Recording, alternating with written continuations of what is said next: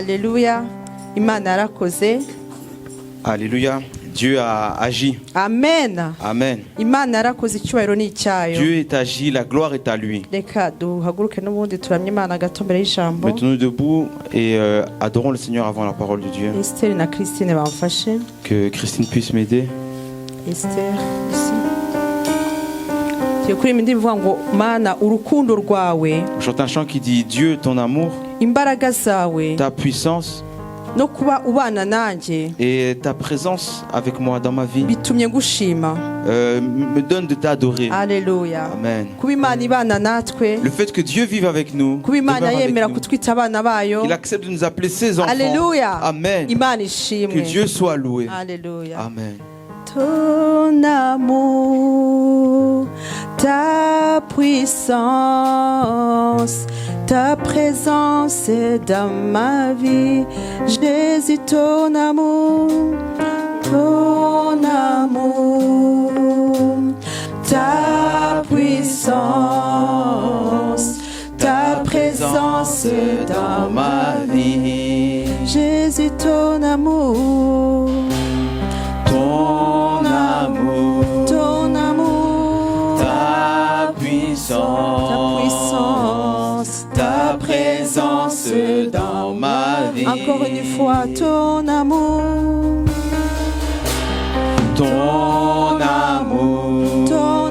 Seigneur, ta puissance, ta présence dans ma vie. Je vais t'adorer et je vais t'adorer de tout mon cœur.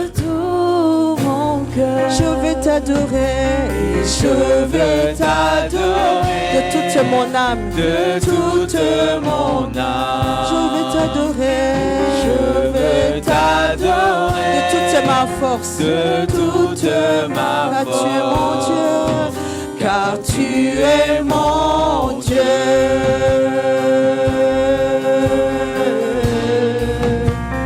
Tu es mon Dieu. Je veux t'adorer.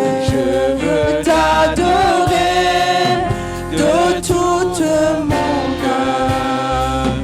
Et je vais t'adorer de tout mon cœur. De tout mon cœur. Je vais t'adorer. Je vais t'adorer de toute ma force, car tu es mon Dieu.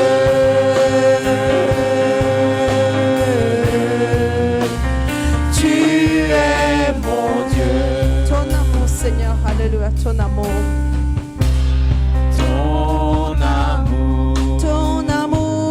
Ta puissance, ta présence dans ma vie. Ton amour, ta puissance, ta présence dans je vais t'adorer et je vais t'adorer de tout mon cœur, de tout mon cœur. Tu me dis, alléluia. Je vais t'adorer de toute mon âme et je vais t'adorer de toute ma force, car tu es mon Dieu.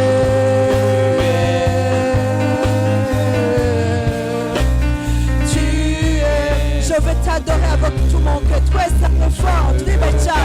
Alléluia.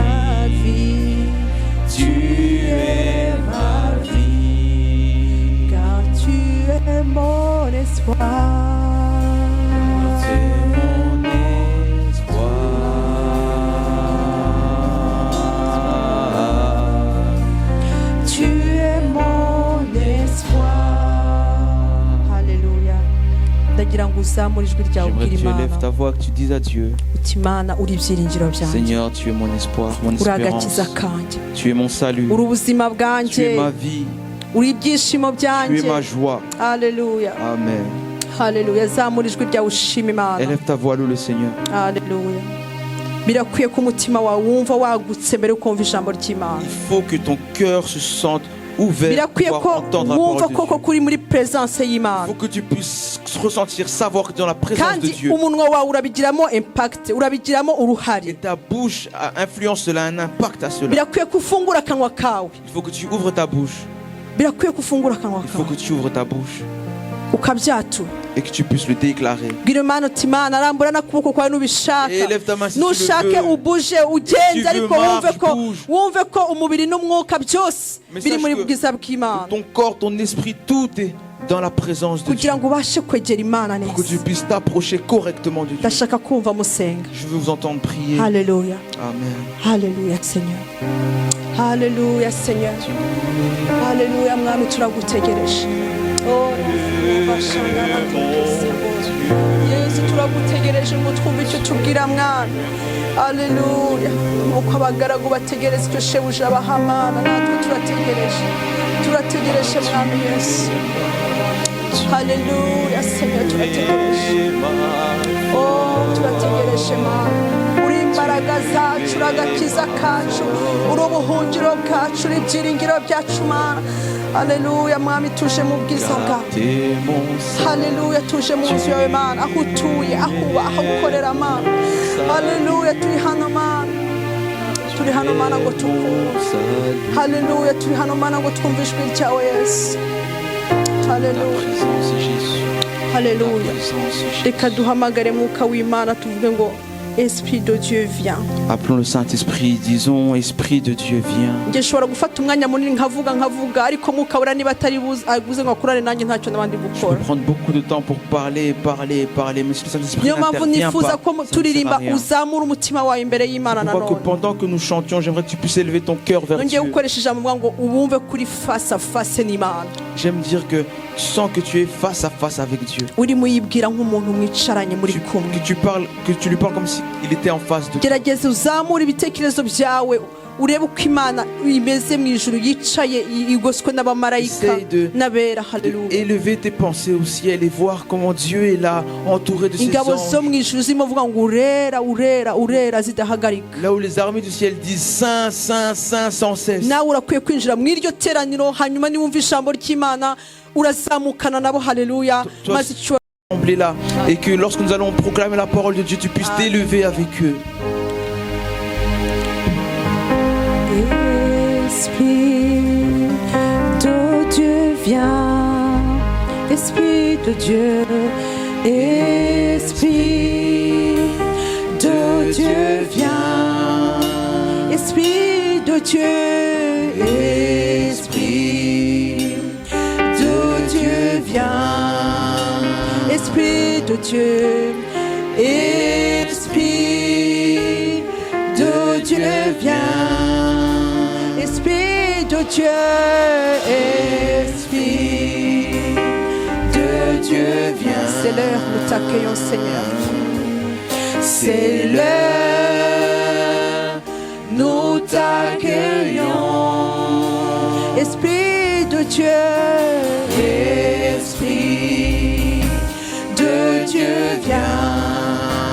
Esprit de Dieu, Esprit de Dieu vient. Esprit puissant, Esprit puissant vient. C'est l'heure, nous t'accueillons. Esprit de feu, Esprit de feu vient. C'est l'heure, nous t'accueillons. Muka w'Imana, Muka w'Imana, yakwakiriye,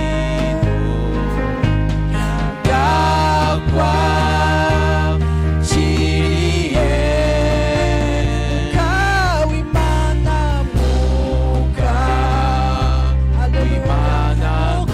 turakwakiriye mwami haleluya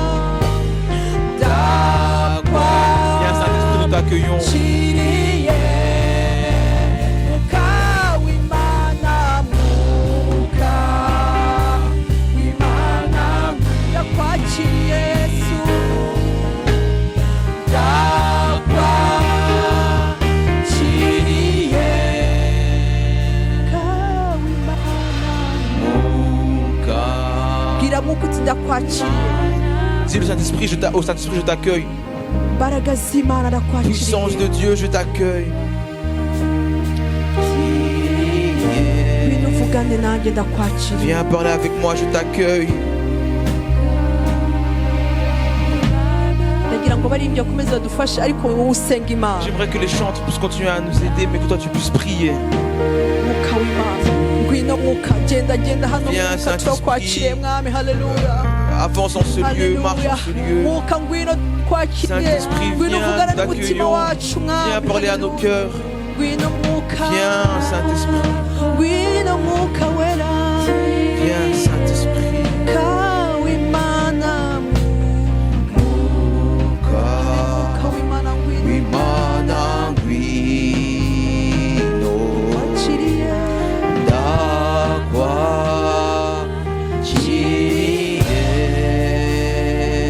haleluya mwuka w'Imana twaguhaye ikaze Saint-Esprit, nous haleluya t'accueillons. reka dukomere amashyi umwuka Acclamons w'Imana le Saint-Esprit de Dieu. dukomere amashyi presence y'Imana Acclamons la présence de Dieu. haleluya haleluya data tuzamuye izina ryawe Nous élevons ton nom, Père. tuvuze ko ari wowe Mana hano Nous disons que hagati tu es muri Dieu en twe. ce lieu, au milieu de nous. tuzamuye izina ryawe muri shema Nous élevons ton nom à Jemap. ikirere cyose mwami kivuga kuri uwera Que le ciel entier dise que ibyaremwe tu es byose saint. byifatanye natwe mwami kuvuga kuri ari we Mana yonyine Que tous les êtres vivants qui seront réunis avec nous puissent dire que tu es le seul qui est Dieu. Haleluya, turavuze ngo haleluya Nous disons Alléluia. Turavuze ngo haleluya. Nous disons Alléluia. Turavuze ngo haleluya. Nous disons Alléluia. Turavuze ngo icyubahiro ni cy'umwana w'intama w'Imana Que la gloire est à l'agneau de Turavuze ngo Dieu. icyubahiro ni cyicaye kuri ya ntebe La gloire est à celui qui est assis sur le trône kandi ikaba iri hagati muri twe et qui est au milieu de nous. urakoze Yesu Merci Jésus. amen Amen. haleluya mushobora Amen. kwicara murakoze Vous kuramya asseoir. Imana Merci peuple de Dieu. kuramya Imana ni wowe bifasha amen Adorer Dieu, c'est toi que ça aide. biramfasha njyewe utera cyane kandi vraiment Ça m'aide moi beaucoup, beaucoup, beaucoup. njyewe ndi gutera indirimbo Moi, lorsque j'entonne un chant, ndafashwa cyane je suis fortement touché. mba numva nanatera buri munsi J'aimerais même entonner chaque ubwo ni jour. ukuri k'umutima wanjye Ça, c'est la vérité qui est dans mon cœur. yaba nari nzi kuririmba neza Si je savais bien chanter, très bien najya chanter, nzitera kabisa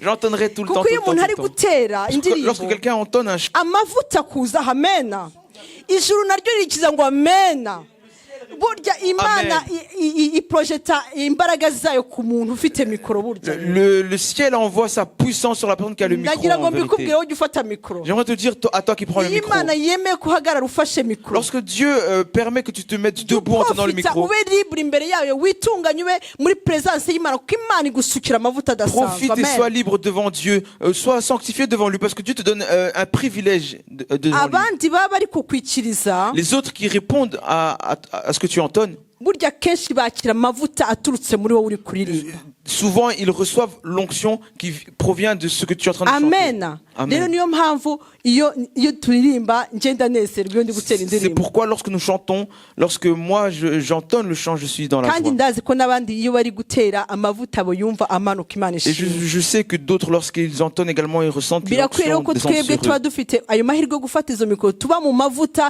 kugira ngo dufashe abandi kuzamuka Alors Imana il faut ishimwe. que nous qui avons cette grâce de prendre le micro, ce privilège, que nous puissions être sanctifiés pour que l'onction puisse imana couler yo mu aux ijuru autres. ibidushoboze bene data Que le Dieu qui est dans le ciel puisse nous imana rero aider. ishimwe kuri hagati muri twe amena imana ishimwe kuri Que hagati Dieu muri soit twe le parce qu'il est au milieu de nous. gufata mikoro Yesu adahari ntacyo nabyo bimaze Prendre le micro sans que Jésus soit là, ça ne sert à rien. dukeneye ubwiza bw'Imana Nous avons kugira ngo ibyo besoin de dukora la byose présence de Dieu dans tout bibashe ce que nous kugenda faisons. neza Imana Pour ishimwe que tout puisse bien se passer. Que icyumweru Dieu soit gishize twari loué. twaganiye ku ijambo ry'Imana La semaine passée, nous avions partagé la parole de Dieu rivuga ku guhamagara ubwiza bw'Imana gushaka ubwiza bw'Imana qui nous appelait à appeler la présence de Dieu. ariko twari twabanje dutangira twatangije kuvuga ukuntu Imana ibana natwe, ukuntu Imana igendana natwe, ukuntu Imana itwitaho. Nous avons commencé en parlant comment Dieu communie avec nous, comment il demeure auprès de nous, comment il est attentif à nous. Kuko turi ab'Imana, parce que nous appartenons à Dieu. ibyo dufite byose bikaba ari iby'Imana, et que tout ce que nous avons appartient à Dieu. kutabana nayo nitwe tuba turi kwihombya. Ne pas communier avec lui, ne pas demeurer avec lui, c'est nous qui perdons. ariko icyo Imana yishaka ni ukugira ngo ibane natwe, itwegere. Mais ce que Dieu désire, c'est être avec nous, s'approcher de nous.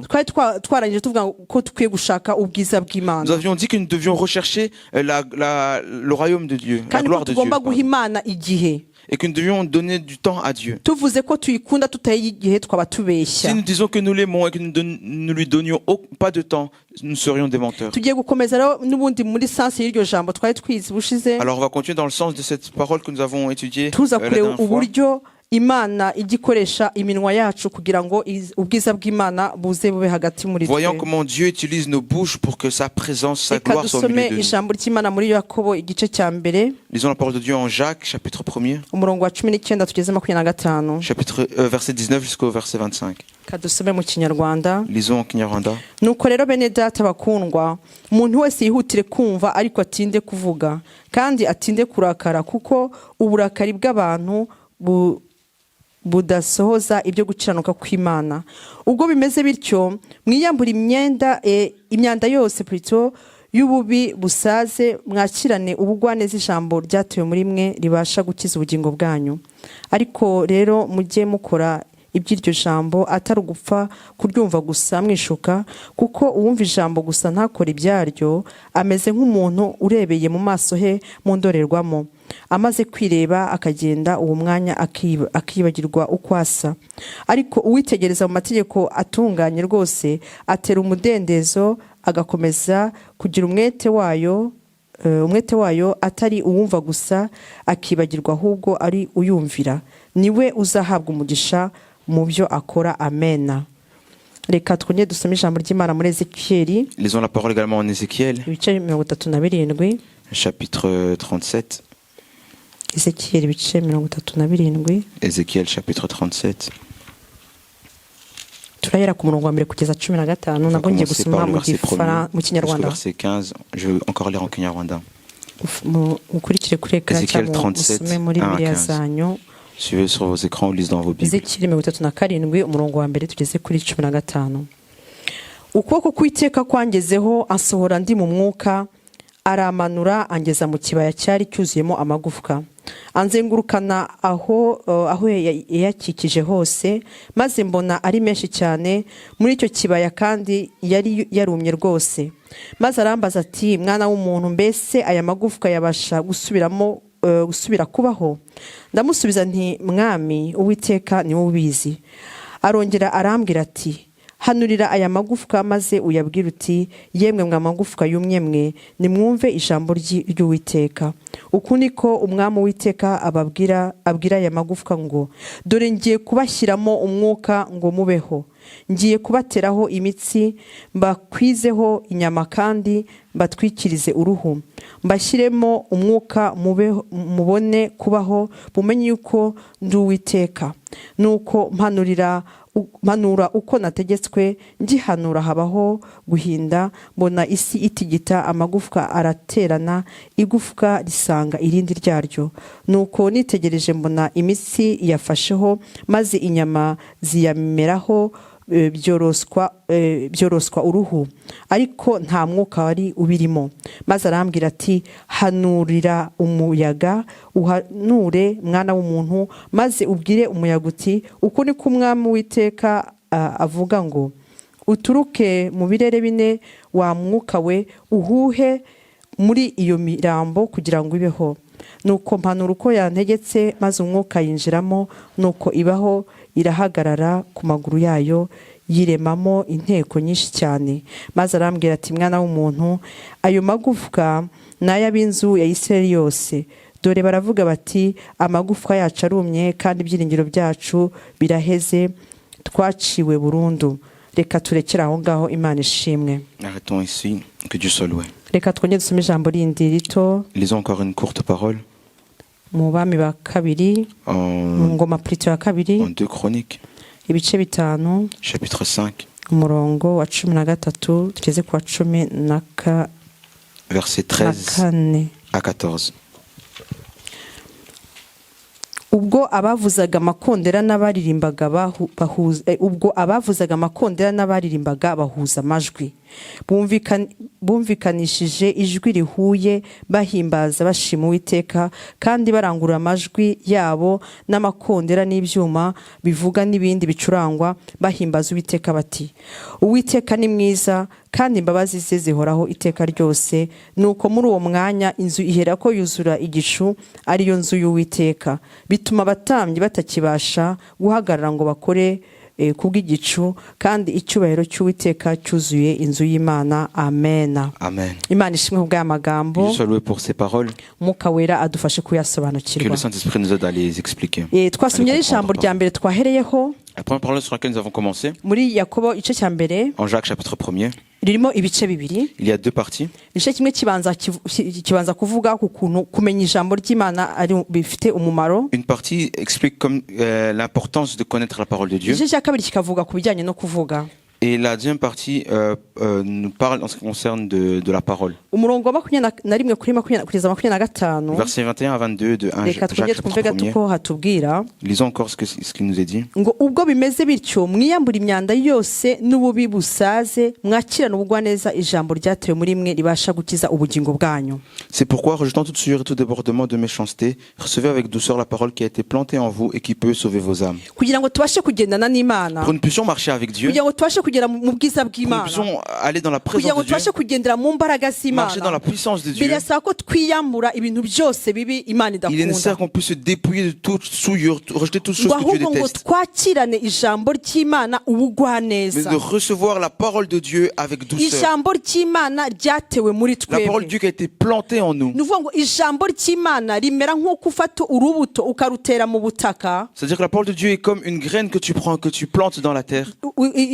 urwo rubuto imvura yarunyagira rukamera, rukazana imizi, rugakura, rugafata neza. Et lorsque la pluie tombe sur cette graine, il y a des racines qui se forment et elle commence à grandir. Uko niko Imana ibishaka. C'est comme ça que Dieu le Ko désire. ijambo riza rikajya muri Que la twebwe, parole vienne en nous, kubera ko twaryakiranye urukundo parce que nous n'ubugwaneza, l'avons reçue avec amour et none douceur, rikaza rigashinga imizi muri et twebwe, qu'elle puisse créer des racines en nous. atari ukuryumva gusa Je ne veux pas simplement l'écouter ngo ritakare aho ngaho. et que ce soit simplement écouté pour Umurongo wa écouter. 22. Verset 22. Ariko rero mujye mukora iby'iryo jambo, atari ugupfa kuryumva gusa mwishuka. Mettez en pratique la parole et ne vous bornez pas à l'écouter en vous trompant vous-même. Birakwiye ko twumva iby'ijambo ritubwira Nous devons écouter ce que la parole de Dieu nous dit tukabikora, et le mettre en pratique. nibe gusa kuvuga ngo turi abakristo turi kujya mu ijuru ibintu bimeze Que ce ne neza. soit pas simplement dire nous sommes chrétiens, nous allons au ciel, tout va bien. Birakwiye ko ijambo ry'Imana turyumva Il est neza, nécessaire que nous comprenions correctement la parole de Dieu tugakora icyo ijambo et que ritubwira. nous fassions ce qu'elle nous dit. Umurongo wa 24 Verset 24. ngo iyo umuntu ngo amaze kansome B ya 23 plutôt, Verset 23, pardon. kuko uwumva ijambo gusa ntakora ibyaryo, Car si quelqu'un écoute la parole et ne la met pas en pratique, ngo ameze nk'umuntu urebeye mu maso he mu ndorerwamo, il est semblable à un homme qui regarde dans un miroir son visage ngo amaze naturel kwireba akagenda, et qui, après s'être regardé, uwo mwanya agahita yiyibagirwa. s'en va et oublie aussitôt comme il était. Umurongo wa 25 Verset 25. ngo ariko uwitegereza mu mategeko atunganye rwose, Mais celui qui aura plongé son regard dans la loi parfaite, ayo mategeko atera umudendezo, la loi de la liberté, agakomeza kugira umwete wayo, et qui aura persévéré, atari uwumva gusa akibagirwa, ahubwo ari uyumvira. n'étant pas un auteur oublieux, mais se mettant à l'œuvre, celui-ci sera heureux dans son Uwo niwe activité. uhabwa umugisha. Imana ishimwe. Celui-ci sera heureux dans son activité. Ni ukuvuga ngo C'est-à-dire, ntabwo ari ugusoma gusa wihuta cyangwa witambukira, ce n'est pas simplement lire en vitesse comme cya ça, gihe udafite akanya kanini ngo Là où tu n'as pas beaucoup ubone de igihe cyo temps, kwinjira neza mu ijambo, bien entrer dans la parole de Dieu. kuko ijambo rimaze kutubwira Car la ngo parole vient de nous dire, uwitegereza mu mategeko atunganye rwose, celui qui plonge son regard dans la loi parfaite. muzarebe iyo urebye umuntu wenda atambutse, Remarquez lorsque nous voyons quelqu'un passer. ukamureba gutya ugahita Tu wihindukirira. regardes la personne vite fait et tu te Ntabwo retournes. bakubaza ngo yari yambaye iki ku mutwe hejuru ngo byasaga gute ngo upfe kutanga amadetayi. On ne pourrait pas te dire qu'est-ce qu'il avait comme couvre-chef, quel habit portait. Tu ne pourrais pas donner des détails. Ariko iyo witegereje neza uwo muntu, Mais lorsque tu regardes bien cette personne, tu bakubajije prends le nyuma temps. y'iminota cyangwa nyuma y'amasaha, Si on te demande après des heures, wavuga uti yari yambaye umupira w'umuhondo, yari yambaye ishati y'umweru, yari yambaye ipantaro tu y'umukara. vas dire cette personne avait un pull jaune, une chemise blanche, un pantalon noir. Rero ni ijambo ry'Imana, Et la parole de Dieu, iyo turisomye igihushuka lorsque nous la lisons vite fait, ntabwo tubasha gusobanukirwa ibirimo nous neza, ne comprenons pas bien ce qu'elle ariko veut iyo nous dire. dufashe umwanya Lorsqu'on prend le temps, twubashye Imana, en honorant Dieu, tugasoma ijambo neza, de lire correctement la parole, Umwuka wera araza akadusobanura le kurushaho. Saint-Esprit vient nous expliquer Imana plus, idufashe. que Dieu nous aide. Muri Matayo 13:19 En Matthieu 13, verset 19, ijambo ry'Imana atubwira ngo la parole de Dieu nous dit, uwumva wese ijambo ry'ubwami ntarimenye, umubi araza agasahura ikibibwe mu mutima we, uwo ni we usa n'izibibwe mu nzira. Matthieu chapitre 13, verset 19, il nous dit que lorsque un homme écoute la parole du royaume, ne la comprend pas, le malin vient et enlève ce qui a été semé dans son cœur. Cet homme est celui qui a reçu la semence le long du chemin. Ni ukuvuga ngo uwumva ijambo C'est-à-dire que celui qui écoute la parole ntariha agaciro, et qui ne lui donne pas, il ne donne pas d'importance ukaryumva à ari la parole, ukuryumva gusa, qu'il écoute juste pour l'écouter, nturifate ngo urishyire muri wowe, que tu ne la prends pas et la cacher en toi. umwanzi araza akaryitwarira. Le malin vient et l'enlève. Kandi murazi umugambi wo ko ari uwo kutwiba gusa. Et vous connaissez que le plan du diable, ce n'est que nous voler. Reka twumve icyo Yesu yavuze ku bijyanye n'amategeko cyangwa n'ijambo rye. Voyons ce que Jésus a dit par rapport à sa loi, Yohana à sa parole. 14 Jean chapitre 14, umurongo wa 21-23, 21 à 24. ijambo À riratubwira 23, ngo pardon. La parole nous dit, ufite amategeko yanjye akayitondera ni unkunda. celui qui garde mes paroles et les met en pratique, c'est celui-là qui m'aime. Ni ukuvuga ngo niba wumva amategeko y'Imana, ijambo ry'Imana, C'est-à-dire que si tu obéis au commandement de Dieu ukayitondera, et que tu les gardes, niho ukunda Yesu. c'est à ce moment-là que tu aimes Dieu. Navuga ngo buri wese ubu ngubu ashobora kwishyira ku munzani akavuga ati ngiye burya ndamukunda cyangwa burya ntabwo mukunda, ni amagambo gusa. C'est-à-dire que chacun peut se mettre sur la balance et dire, est-ce que j'aime vraiment Dieu? Ou alors est-ce que c'est simplement des mots? Kuko burya umuntu ukunda umuha igihe. Parce que la personne que tu aimes, tu lui donnes du temps. Kubivuga gusa ngo ngende umukristo ntabwo bihagije. Dire simplement, moi je suis chrétien, ce n'est pas Ngewe assez. nzahora ndiwe mu cya ya ndirimbo yo mu gitabo itubwira ngo ngende umukristo nzahora ndiwe, kubivuga biroroshye. Comme le chant dit, moi je suis chrétien, je le serai toujours. Le dire c'est facile. Ariko noneho fata miruwari y'ubuzima bwawe wirebe neza. Prends le miroir de ta vie et regarde-toi correctement. Urebe koko niba ukunda Yesu. Regarde vraiment si tu aimes Jésus. Burya umunyeshuri agiye ku ishuri En vérité, lorsque un étudiant va à l'école akumva ibyo mwarimu ari kuvuga, et qu'il entend ce que ariko l'enseignant lui ntasubire dit, inyuma ngo ajye kubisubiramo, mais qu'il ne prenne pas le temps de iyo relire, ikizami kije aratsindwa lorsque kenshi. l'examen arrive, la plupart du temps il rate. Hariho abahanga bigira gusa kuri tableau babaho, Il y a des gens qui ont la capacité de retenir la matière juste en regardant au ariko tableau, burya en usubiye mu écoutant gitabo lorsque niwe on wiga explique. agasubira akiga neza kandi agatsinda. Mais celui qui relit sa matière, c'est lui qui étudie le mieux et qui a plus de chances de réussir. Rero mu by'ukuri ukunda Yesu Et en vérité, celui qui aime ni Jésus, wa wundi ufata igihe agasoma ijambo neza akaryumva c'est celui qui prend le temps de lire la parole, de la comprendre kandi akanaryitondera. et d'y être attentif. Niba mvuga nabi, niba mbeshya, niba ni ukuvuga ngo ntago nzi Imana, birisobanuye. Si je parle mal, si je mens, si je vole, ça veut dire que je ne connais pas Dieu et c'est visible quoi. Kandi ukunda azakundwa, ukunda Yesu ngo azakundwa na Data. Et il dit encore, celui qui m'aime, donc Jésus, celui qui aime Jésus sera aimé de mon Père. Ngo kandi ngo nzamukunda mwiyereke. Amen. Je l'aimerai et je me ferai Nuvuga ngo connaître à lui. nukunda Imana by'ukuri, C'est-à-dire que si tu aimes réellement Dieu ukagendana na et Yesu, que tu marches avec Jésus ukabana nawe buri et que tu munsi, demeures avec lui chaque jour, Yesu azaza kwiyereka. Jésus Amen. viendra se faire connaître à Yesu toi. azaza guhindure. Jésus viendra te transformer. Ihinduka rizizana ubwaryo. La transformation va venir d'elle-même. Umwuka wera uzihamagara wizana Le ubwawe. Saint-Esprit va s'amener lui-même. Kubera ko ukunda Imana, Parce que tu aimes Dieu. Yesu ntashobora kubireba ngo abirekeraho. Jésus ne peut pas regarder cela et te laisser Kandi na tout seul. Satani nabona ko ukunda Et Imana, Satan également, asubiyemo Yesu, Jésus le répète, azitondera ijambo ryanjye. il gardera ma parole. Mwumve igikurikiyeho. Haleluya. Regardez ce qu'il suit. Ngo na Data azamukunda. Et mon Père l'aimera. Muri kubyumva? Vous entendez cela? Ngo niwitondera ijambo rya Si Yesu, tu gardes les paroles de Jésus, Yesu azagukunda, Jésus va t'aimer na Data azagukunda. et le Père aussi va t'aimer. Hanyuma bazaza Et ils viendront aho uri, là où tu aho es, utuye, là où tu habites, mu rugo rwawe, dans ta maison. presence yabo izizana. Amen. Leur présence va Kubera s'amener ko d'elle-même. ukunda ijambo Parce ry'Imana, que tu aimes la parole de ubwiza Dieu. bw'Imana La buzizana. gloire de Dieu va s'amener. Haleluya. La Imana présence de Dieu. ishimwe. Amen. mwumvishe ijambo twasomye mu ngoma za kabiri Vous avez vu la parole que nous avons lue en 2 Chroniques? ngo bararirimbye. Ils Amen. ont chanté. bahuza umutima, Ils ont mis leur cœur ensemble. amajwi yabo ngo arahura neza, Leurs voix se sont ngo ndetse ngo unies. birumvikana, abantu barabyumva neza ko amajwi yabo Et yahuye. les gens ont entendu que leur voix était à l'unisson. Amen. Amen. Imana nayo irabyumva iri mu ijuru. Et Amen. le Dieu du ciel aussi l'a entendu. nuko ngo ubwiza bw'Imana bwuzura urusengero. Haleluya. Et la présence de Dieu, la gloire de Dieu a nukunda rempli le Imana temple. by'ukuri, Si tu aimes Dieu réellement, Imana izaza yuzura akanwa kawe, Dieu viendra remplir ta bouche kuko uzaba washatse ubwiza bw'Imana. parce que tu auras cherché la kandi gloire de ijambo Dieu. ry'Imana rivuga ngo nimunshaka muzambona. Et la parole de Dieu dit que si vous me cherchez, vous me trouverez. ubwiza bw'Imana Cherchez, vous me buzizana, trouverez. La gloire de Dieu va s'amener. buzizana mu rugo rwawe, Elle va s'amener dans ta maison. harmoni y'Imana izihabe. Haleluya. Et il y aura l'harmonie de Dieu. namaze kubibona neza ndabyitegereza. J'ai vu cela, j'ai fait attention à cela. ababyeyi dufite uruhare cyane rukomeye mu mahoro y'urugo. Les parents, nous avons une influence forte dans la paix à la maison, n'abana l'harmonie à bafite la uruhare maison. mu mahoro y'urugo birumvikana. Les enfants également ariko twebwe ababyeyi nitwe ba ont mbere. une part pour l'harmonie de la maison. Mais nous, les parents, nous avons la plus grande iyo part. umwuka w'Imana yangiriye imbabazi Responsabilité. nkaba ndi muri presence y'Imana, iyo umwuka w'Imana Lorsque le Saint-Esprit yangiriye imbabazi nkaba ndi mu bwiza me fait bw'Imana, grâce que je suis dans la présence de Dieu, iyo ntangiye kuririmba, lorsque je commence à chanter, amen, abaririmbyi Amen, les abaririmbyi dukunda kuririmba Imana les chantres ishimwe, aimons chanter, que Dieu soit bizana loué. n'ubwiza bw'Imana. Ça fait descendre la kandi gloire de umuntu Dieu. wese yaririmbye ubwiza bw'Imana buraza. Et abaririmbyi lorsque gusa. chacun, n'importe qui chante, la gloire de Dieu descend. rero iyo ntangiye kuririmba, Quand je commence à chanter, wari urimo avuga nabi, warimo akora ikintu hariya, njya kumva nkumva nawe yikirije, nkumva undi yikirije. Amen. celui qui est en train de faire quelque chose qu'il ne faut pas faire, celui qui faisait autre chose,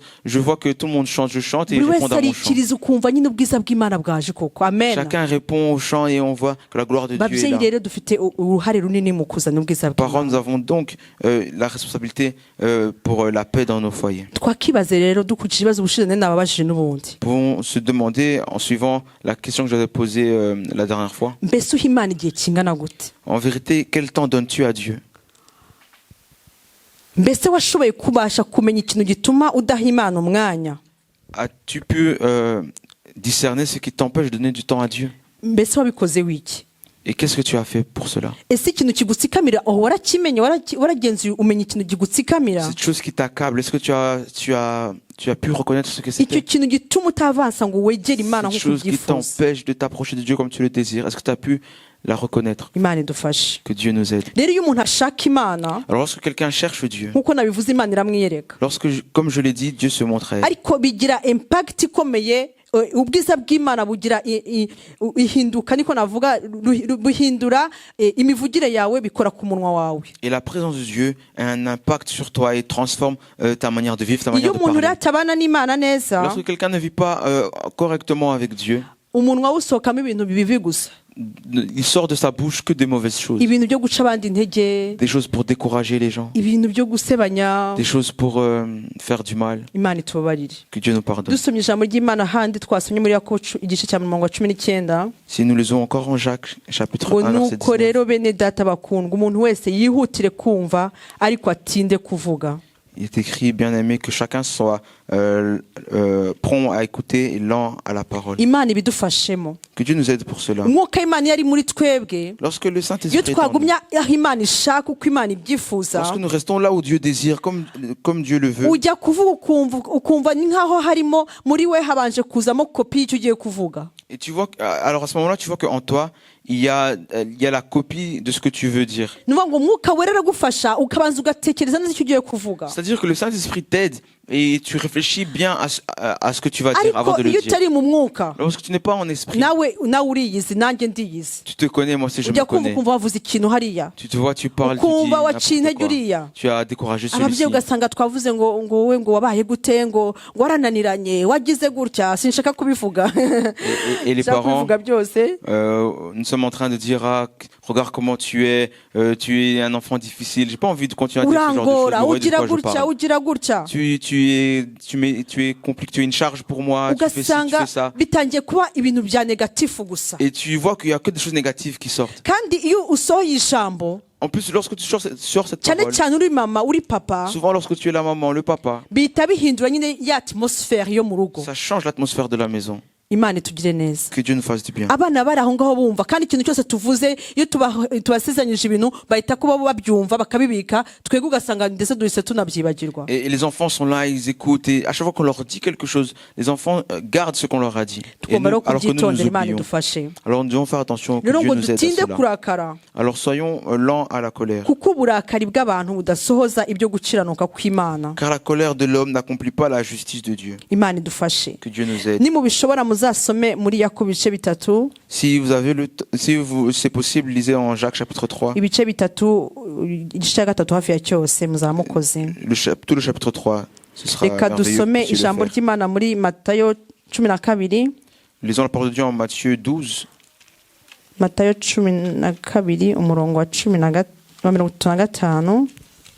Matthieu chapitre 12, verset 55. 35, pardon. Umuntu mwiza atanga ibyiza akuye mu butunzi bwe. Amen. Mu butunzi bwe bwiza. N'umuntu mubi atanga ibibi akuye mu butunzi bwe bubi. L'homme bon tire de bonnes choses de son bon trésor et l'homme méchant tire de mauvaises choses de son mauvais trésor. Mu by'ukuri nuvuga ngo umuntu ufite ubutunzi bwiza muri we. C'est-à-dire que celui qui a un bon trésor en lui. Ufite ijambo ry'Imana ryuzuye muri we. Celui qui a la parole de Dieu qui est remplie najya en lui. kuvuga azavuga nyine ibintu byiza. Lorsqu'elle parle, elle dit des bonnes choses. Ariko wuzuye ubugome, wuzuye ishyari. Celui qui est rempli de méchanceté, de jalousie. Wuzuye uburakari muri we. Celui qui est rempli de colère. Lorsqu'il va parler, il va dire des choses qui vont blesser les autres, des choses qui vont mettre les autres en colère, des choses qui n'aident pas. Que Dieu nous aide, qu'on puisse se garder d'être ainsi. Que Dieu nous garde d'avoir un mauvais trésor en nous. Jésus dit au verset 37,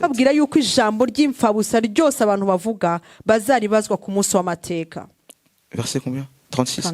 Je vous le dis, au jour du jugement, les hommes rendront compte de toute parole vaine qu'ils auront proférée. Que Dieu nous aide. Toutes les paroles vaines, que Dieu nous aide. C'est-à-dire qu'à chaque fois que je parle, Dieu entend. Et aussi ils écrivent. Toute parole que j'ai proférée viendront devant moi. J'aimerais que Dieu puisse voir de bonnes paroles de ma part devant lui. Et que ce soit ton partage également.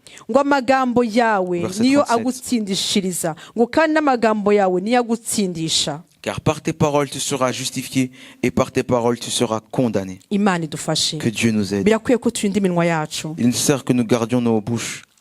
Amen. Amen. Regardez la puissance de la parole.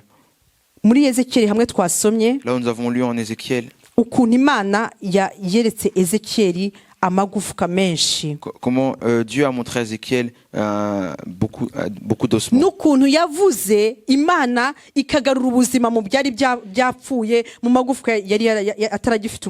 Et lorsqu'il a parlé, Dieu a remis de la vie dans les os qui étaient desséchés. Au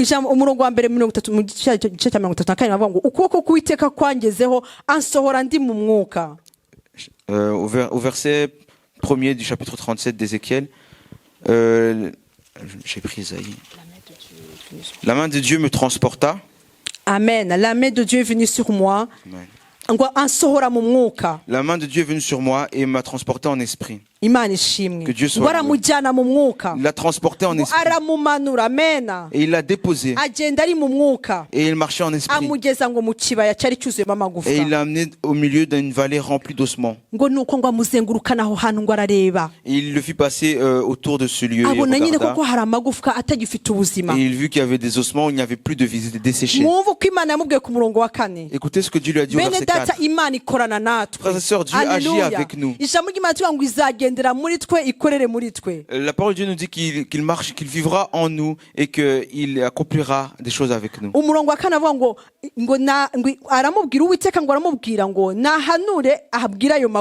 verset 4, l'Éternel lui dit, prophétise sur ces eaux uvuge ngo avuge ngo yemwe mwa magufwa yumye mwe nimwumve ijambo ry'Uwiteka. Et dis-leur, ossements desséchés, écoutez la parole de l'Éternel. ngo uko niko Uwiteka umwami w'Uwiteka ababwira. Ainsi parle le Seigneur l'Éternel. ngo dore ngiye kubashyiramo umwuka ngo mubeho. Voici, je vais vous faire entrer en vous un esprit et vous vivrez. ngo ngiye kubateraho imitsi. Je vous donnerai des nerfs. arakomeza. Il a continué. Imana yakoresheje iki hano? Qu'est-ce que Dieu a utilisé ici? ikintu kigaragara cyo nuko Ezekiel yari mu mwuka nyine. Ce qui est visible, c'est que Ézéchiel était yari muri présence y'Imana. dans la Amen. présence de Dieu. noneho Imana nayo iraprofita ko ari mu mwuka nayo iramujyana mu Et mwuka. Dieu a profité comme Ézéchiel était en esprit, il l'a transporté en esprit. Imana igiye ikoresha akanwa ke. Et Dieu a utilisé sa bouche. ako kanwa ke niko kahanuriye C'est amagufwa. sa bouche qui a prophétisé à ntabwo ses ari ossements. Uwiteka wavuze. n'est oya pas Dieu qui a ntabwo dit. ari Imana yavuze ngo mwa magufwa mwe nimuze mu mwuka. Ce n'est pas Dieu qui a dit ahubwo aux Imana aramubwiye ngo ossements wowe de récupérer la vie. wowe Ezekiel wowe Mais il a dit, toi Ézéchiel, fungura akanwa kawe ouvre ako. ta bouche. ako niko kagiye kuvuga. Et c'est sa bouche qui a parlé. niko ndi bukoreshe. C'est celle que je vais utiliser. arahanura Et il a prophétisé. abwira amagufwa. Il a dit aux eaux. umurongo wa 7 Verset 7. ngo nuko mpanura uko nategetswe. Je prophétisais selon ngo l'ordre que j'avais ngihanura reçu. habaho guhinda. Et comme je prophétisais, il y eut un bruit. ngo mbona isi itigita. Et il se fit un mouvement. ngo abona amagufwa atangiye guterana. Amen. Et les eaux s'approchèrent les uns kubera des autres. ijambo yavuze. À cause de la parole qu'il kubera a ko yemeye kuvuga prononcée. icyo Imana Parce qu'il yamubwiye. a accepté de dire ce que Dieu lui a dit. Imana iha amagufwa guhura. Dieu a donné à ses eaux de s'approcher mukomeje les uns iryo des jambo autres. musasanga yarajeho umubiri amagufwa azaho umubiri arahagarara aba mazima. Imana Si vous ishimwe. continuez ce chapitre, vous verrez que ces eaux des nerfs, de la chair est venue sur elle. Ils sont mis n'umwuka debout. ndetse arahanura umwuka nawe uraza. Et le Saint-Esprit et l'Esprit aussi est venu sur ses corps. Imana yifuza gukoresha iminwa yacu bene data. Dieu désire utiliser nos bouches, frères et sœurs. iyo turi mu bwiza Lorsque bw'Imana, nous sommes dans la gloire de Dieu, dans la présence iyo de Dieu, tuje mu lorsque rusengero nous venons à l'église, tuza turiho n'ubwiza bw'Imana. nous Amen. venons dans la présence de Dieu. Amen. Amen. uzareba iyo watetse ibiryo, Regarde lorsque tu cuisines. iyo ugiye mu materaniro bijya bimbaho njyewe. Lorsque tu viens à la réunion, moi ça m'arrive. ibiryo biza bindi inyuma bindi ku mwenda bimpumuraho. L'odeur de la nourriture est sur moi, sur mes vêtements. mugereje kubyimagina muri iyo sens. Essayez d'imaginer cela dans ce uko sens. ntindana n'Imana, Le temps que je passe avec Dieu, nk'uko Mose yatindanye n'Imana akamanuka ariho ubwiza bw'Imana, comme Moïse a passé du temps avec Dieu, qu'il est sorti de la niko montagne avec natwe la tubana gloire de Dieu sur son n'Imana visage. ubwiza bw'Imana buba C'est ainsi buturiho. que nous aussi nous demeurons avec Dieu, la gloire de Dieu sur nous. buri wese uko yaje ameze hano muri uru C'est-à-dire rusengero, que chacun, comment il est venu dans cette église, uko waje mu mwuka umeze byagize impact kuri aya l'esprit dans materaniro. lequel tu es venu a eu un impact sur cette réunion. birakwiriye gukorana n'Imana kugira ngo igihe cyose uje mu materaniro uze uri mu bwiza Il est donc bw'Imana. nécessaire que tu puisses, à chaque fois, lorsque tu viens dans la réunion, être rempli de la gloire de mu Dieu. minsi yashize hariho umuririmbyi muri Amerika, Dans les temps qui ont passé, il y a un chantre en Amérique, sinshaka kumuvuga mu izina, je ne veux pas dire son nom, yakoze ikintu kimeze nk'igiterane konseri il a fait un concert kubera ko akorana na Satani. parce qu'il agit avec Satan. yararirimbye abantu barapfuye. Il a chanté, les gens sont morts. muri kubyumva? Vous entendez cela? yaje ari muri presence ya Satani zana n'abadayimoni bica abantu Il est barapfuye. venu avec la présence satanique et démoniaque. ni Et les ibintu gens sont byavuzwe morts. ku mateleviziyo y'abanyamerika, ntabwo ari ibintu ndi guhimba. C'est des choses qui ont été dites dans les médias américains. Je ne l'ai ndetse pas inventé. baranabisobanura bavuga ati uriya ni umusataniste, birazwi. Et ils ont même dit que celui-ci est un sataniste, c'est connu. mwumva icyo wihaye nicyo uba cyo nacyo uha abandi. Vous voyez, ce que tu es, ce que tu as, c'est ce que tu donnes aux twebwe autres. ntabwo rero turiho kugira ngo twice abandi mu mwuka, ahubwo twe turiho ngo bagire ubuzima. Nous ne sommes Amen. pas là pour tuer les gens turi spirituellement, ba mais leur donner Ezekiel la Imana vie. yahamagaye Nous muri sommes iyi des Ézéchiel generation. que Dieu a Amen. appelés dans cette uri génération. Ezekiel mu rugo rwawe kugira ngo ibyumye bigire ubuzima. Tu es Ézéchiel dans ton foyer pour que ceux qui est birakwiye desséché ko puissent uvuga abana retrouver la vie. bakanezerwa, umutware wakishima, umugore wakishima. Tu es celui qui doit faire en sorte que tes enfants se réjouissent, ta femme se réjouit, ton mari se réjouit. tangira ubu ngubu uvuge ibintu positive. Commence à déclarer des choses uvuga uti positives. mwana wanjye uri mwiza. Dire mon enfant tu es beau. ufate igihe umureba maze uti mwana wanjye uri mwiza. Prends du temps, regarde-le dans les yeux, Ngiti dis mon mwana enfant ngenda tu es beau. gukunda. Mon enfant je t'aime. umugabo wawe umugore wawe umubwire amagambo Ton meza. mari, ta femme, dis-lui de bonnes paroles. noneho nugera imbere y'Imana ubwite Imana ndagukunda. Et lorsque tu arrives devant Dieu, dis également à Dieu, Dieu je nuri t'aime. mu gikoni uvuga uti Imana yanjye Lorsque ndakwizeye. dans la cuisine, dis Dieu ndazi j'ai ko Mana confiance en urimo toi. kundindira abana. Je sais que tu gardes mes ndazi ko enfants. Mana urimo kundwanirira. Je sais que tu combats pour moi. Imana Que ishimwe. Dieu soit loué. mushobora guhaguruka. Pouvez vous mettre debout. Imana idufashe. Que Dieu nous aide. akanwa kawe Ta bouche, Imana irifuza kugakoresha Dieu désire l'utiliser kugira ngo ubwiza bwayo bukomeze bwaguka. Amena. pour que sa gloire puisse continuer aho à se utuye, aho répandre. ukora, Là où tu vis, là où tu travailles. Imana ibidufashemo. Que Dieu nous aide à cela. mbese wenda wumva byarakunaniye wumva ko bigoye kuvuga neza Tu sens que c'est difficile de prononcer de bonnes paroles. haje ibintu negatifu gusa Tu veux parler, il n'y a que des choses négatives qui sortent. zamura ukuboko dusenga Imana Élève ta voix pour que nous prions. urifuza ko Imana ikorera mu kanwa kawe Tu veux que Dieu puisse utiliser ta bouche. urifuza ko hari umuntu ufashwa kubera ijambo Tu rya veux que uvuze que quelqu'un puisse être touché à cause de la parole que tu as zamura prononcée. akanwa kawe plutôt zamura ukuboko kwawe Élève ta main. hanyuma ufungura akanwa kawe ubwira Imana uti Imana Ouvre ta bouche et dis au umunwa Seigneur, wanjye warananiye Kristo Seigneur, ma bouche, je n'en peux plus. ariko mfasha Mais aide-moi. mfata igihe cyo kubana nawe Que je puisse prendre du temps avec toi. unyuzuza ijambo ryawe Puisse me remplir de ta parole. nivuga abantu bafashwe nivuga abana bagira amahoro Lorsque je parle, que les gens soient touchés. Lorsque je parle, que les enfants aient la paix. ahari wenda wumva utsikamiwe n'imbaraga z'abadayimoni Peut-être tu te sens accablé, oppressé par la ntubasha puissance gusenga démoniaque. birakunanira urasenga ukumva biri kwanga Essaye de prier, mais ça ne marche uri pas. gushaka kuririmba ukumva biri Tu kwanga veux chanter, mais ça ne marche pas. tugiye kwirukana umwuka mu izina rya Nous Yesu allons chasser cet esprit mauvais, ces esprits mauvais au nom de Jésus. Imana isumba byose Dieu Tout-Puissant, uri Imana iri hagati muri tu es Dieu twe au milieu de nous. ntago tubishidikanya N'en doutons pas. uri Imana ibana Tu es natwe Dieu qui demeure mu avec izina nous. rya Yesu Au nom reka de Jésus. uyu muntu wamanitse ukuboko kwe Cette personne Mana qui a levé sa main, urebe icyifuzo afite mu mutima we regarde son sujet de prière dans son Mana cœur. arashaka kubona igihe cyo gusenga Seigneur, kubana elle nawe veut pouvoir retrouver des moments de arashaka prière avec kukwereka ko toi. agukunda kubera igihe De aguhaye montrer qu'elle t'aime avec le mwuka temps qu'elle wera passe avec fasha toi. abantu bawe basunukire mu gusenga Saint-Esprit, mets ibyumba le désir byabo dans le bibe cœur ibyumba à ton peuple de prier. by'amasengesho Que leur chambre soit amasaro yabo aba des lieux de ibyumba prière. Que leur by'amasengesho salon soit des lieux bige de prière. kugendana nawe Mana Qu'ils apprennent à marcher avec toi. abafite imyuka ibatsikamiye ndayirukana mu Ceux qui izina ont rya des Yesu esprits qui les oppressent, que je les abadashobora chasse au nom de Jésus. gusenga Mana bashoze Ceux qui basenge n'arrivent plus à prier, Seigneur, donne leur capacité abatakibasha de prier. kuririmba nibaririmbe mu N'arrive izina plus à rya chanter, Yesu donne leur capacité de chanter au umwuka nom we de Jésus. aherekeze ubwoko Que ton bwawe Saint-Esprit puisse habeho accompagner ton peuple. impinduka mu buzima bwabo Qu'il y ait du changement dans leur habeho ihinduka mu mivugire y'ababyeyi changement na mungu dans les conversations, les dialogues entre Mu les izina parents et rya les enfants Yesu. dans les foyers. Au nom nitujya de Jésus. kuvuga twese Mana Lorsque tujye nous allons tuvuga parler, ijambo Seigneur, ryawe que nous puissions déclarer ta haleluya tujye parole. tuvuga ibifasha Nous abandi puissions déclarer des Mana choses tuvuge qui vont tuvuga fortifier les autres. dutapara nka Ezekiyeli Qu'on Mana puisse parler de ta part comme nituvuga Ézéchiel. duhanure mu Que izina lorsque nous rya parlions, Yesu nous puissions prophétiser au nom de Mana Jésus. turagushimiye ko twumvise Seigneur, nous te louons parce que tu nous écoutes. urakoze gitare Merci, mu izina Rocher. rya Yesu Kristo Au nom de Amen. Jésus. Amen. Amen Amen.